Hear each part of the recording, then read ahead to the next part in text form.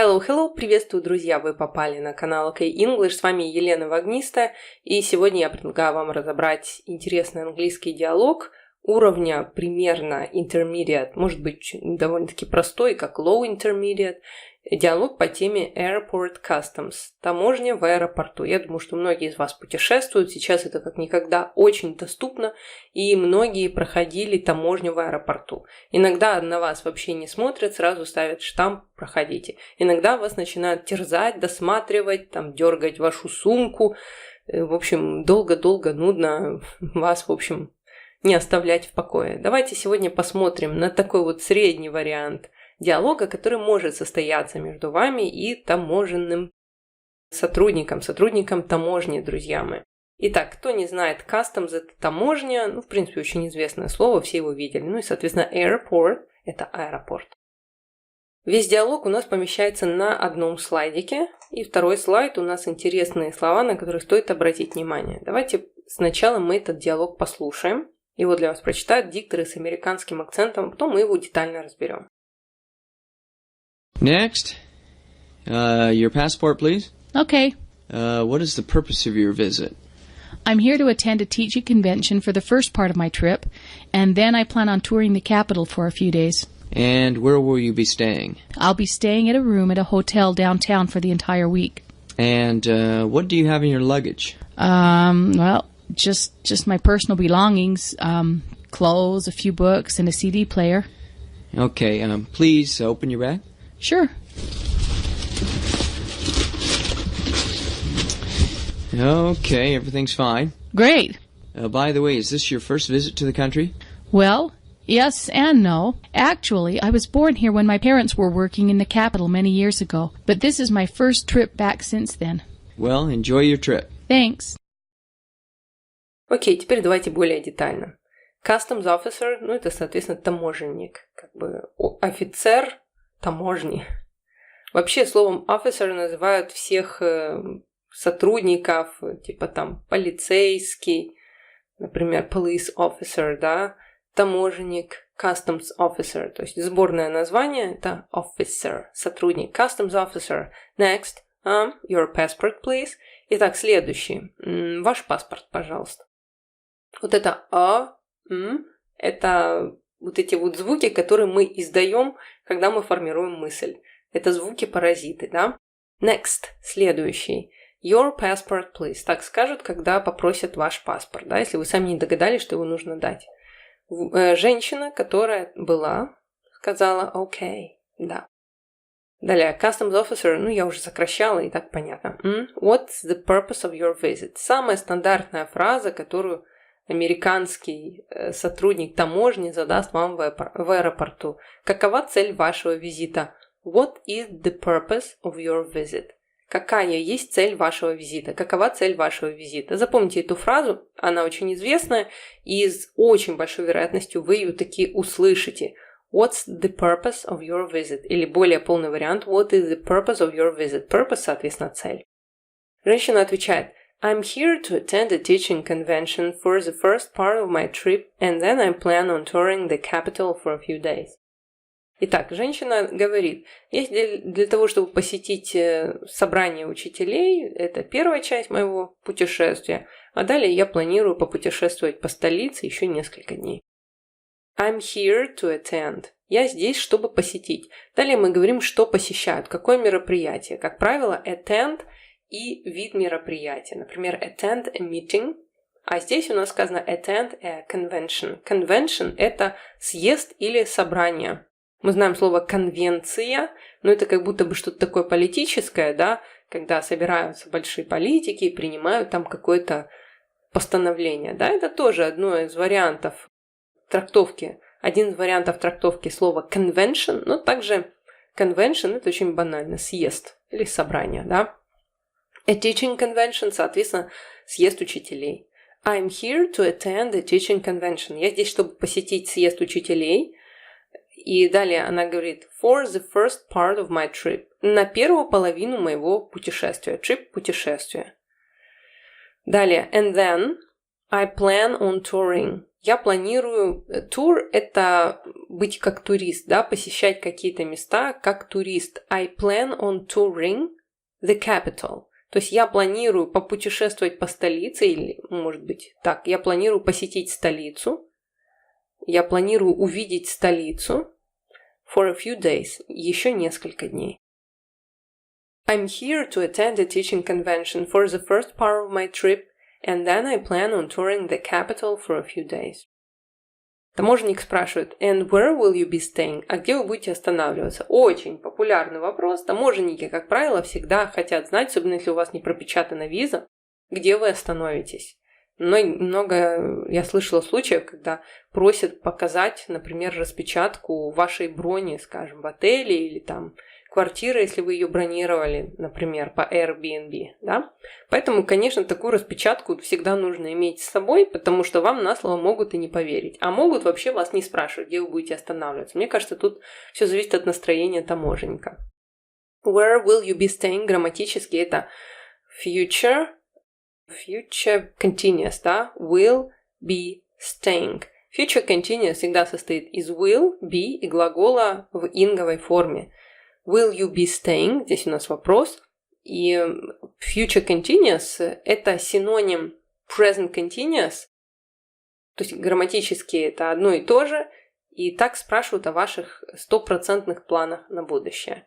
Можно было бы спросить where are you staying, а можно спросить where will you be staying. И так можно, разницы никакой нет. Женщина отвечает I'll be staying in a room at a hotel downtown for the entire week. Я буду проживать в комнате отеля в центре города всю неделю. Итак, I'll be staying. Она отвечает, потому что форма вопроса была выбрана, опять же, через future continuous. Will you be staying? I will be staying. I will be staying in a room, в комнате, где это hotel в отеле. Теперь какой отель? Downtown. Downtown – это деловой центр города, ну или просто как бы центральная часть города. Downtown. И в течение какого периода она это собирается делать? For the entire week. Всю неделю. For the entire, весь целый. For the entire week, всю неделю.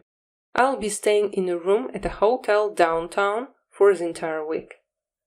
And what do you have in your luggage? А что у вас в багаже? Опять же, один из стандартных вопросов.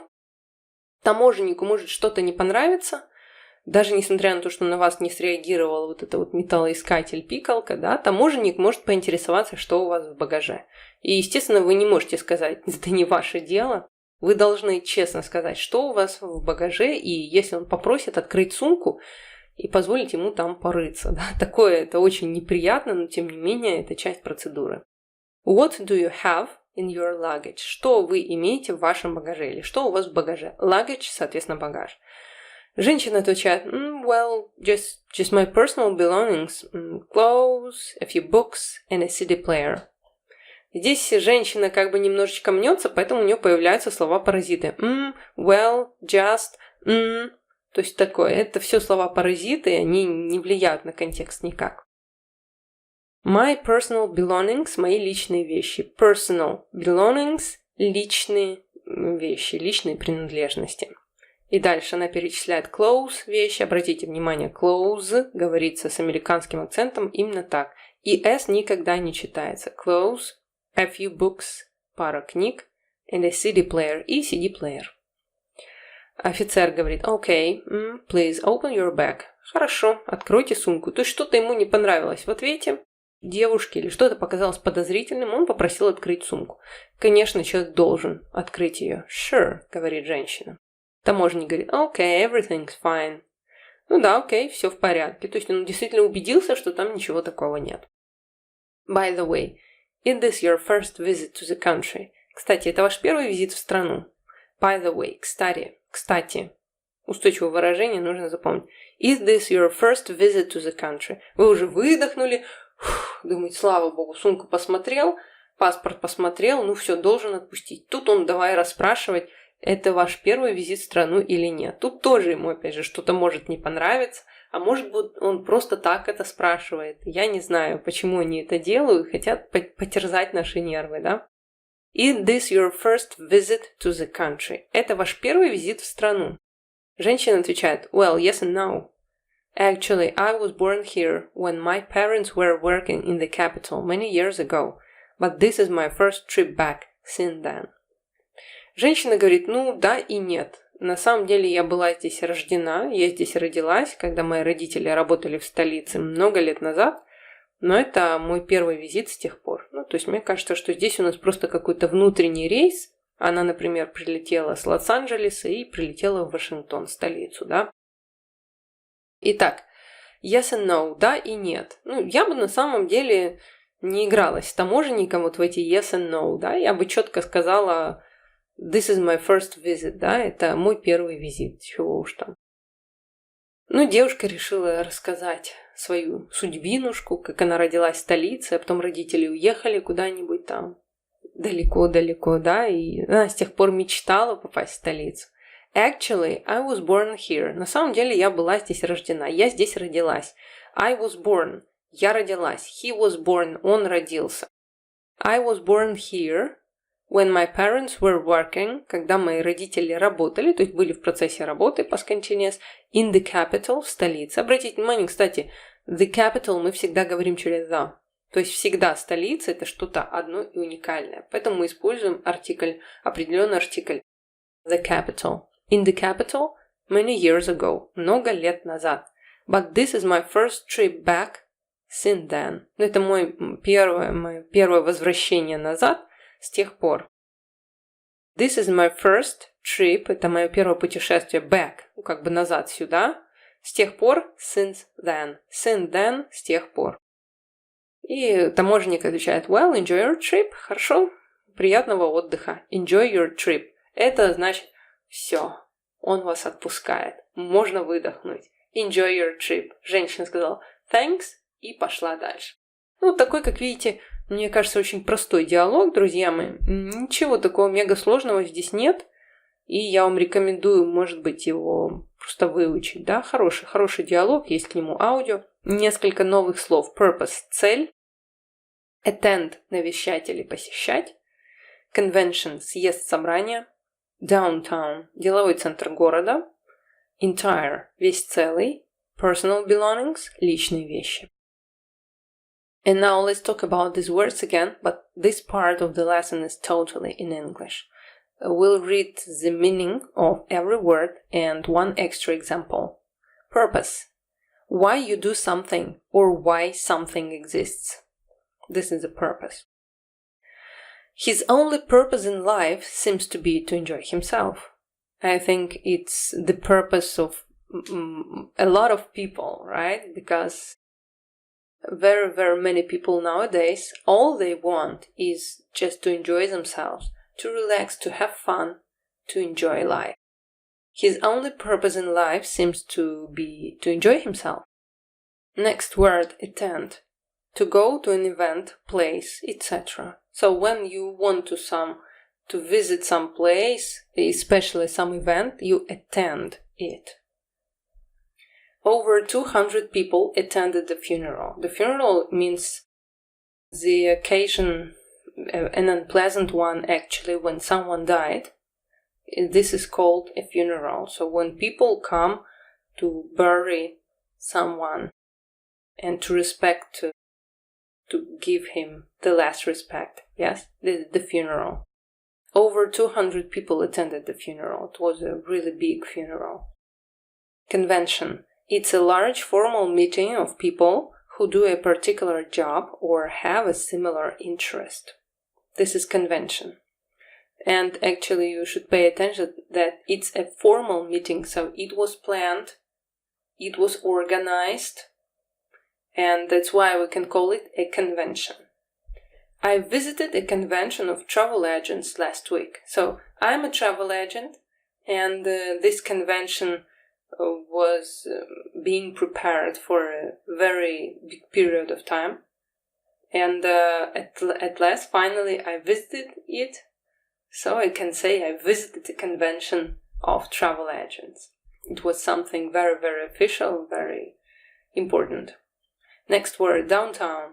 The business or central part of the city. I work downtown, but I live in the suburbs. Okay, so I work downtown means that I work in the center of the city. I live in the suburbs. It means that I don't live in the city. My house is close to the city, but not in the city. It's in the suburbs. Next, entire. It means whole or complete, with nothing missing. Only one goal was scored in the entire match. So during the whole match, during the entire match, there was only one goal. I think it was pretty boring. Okay, and the last, personal belongings. Items that belong to someone and that are small enough to be carried. That's why a woman in our dialogue, she had her personal belongings in a bag. So they were not very big, they didn't take a lot of place. Be sure to take your personal belongings with you when you get off the bus. So don't forget to take your bag with your personal belongings when you get off the bus. Okay, my friends, maybe here is the end of our lesson. I hope you enjoyed it. It was pretty quick. That's good, because you always ask me, make smaller lessons. Now your dream came true, have come true actually. And this lesson is pretty small, but it's also pretty informative. And the situation here that we talked about is, I think, very important. Okay, here we can finish. Don't forget to subscribe to my channel if you haven't done it yet. My name is Yelena, and see you in our new lessons. Bye!